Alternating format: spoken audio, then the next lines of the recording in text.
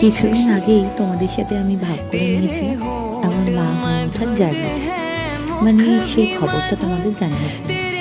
আচ্ছা, আর যে ঝলকটা দেখাচ্ছি সেটা হলো 29শে নভেম্বরের ঘটনা।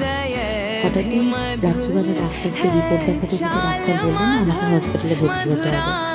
এখানে মোটামুটি সবাই রেডি, আমিও রেডি।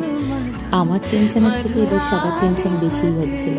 আর এই যে আমাকে এমার্জেন্সিতে ভর্তি করা হয়েছে, তার কারণটা সবটা পরে বলবো। আমার পরের দিন সকাল 10টায় ডেলিভারি হবে, মানে 30 তারিখ। তাই আমাকে এমার্জেন্সি থেকে দিয়ে দিয়েছে নর্মাল বেডে। আমার জার্নি কমপ্লিট, আমিও খুব খুশি। আর আমার কোথায় হয়েছে, কেন আমি এমার্জেন্সিতে ভর্তি হয়েছি, সব বিষয়টাই পরে বলবো।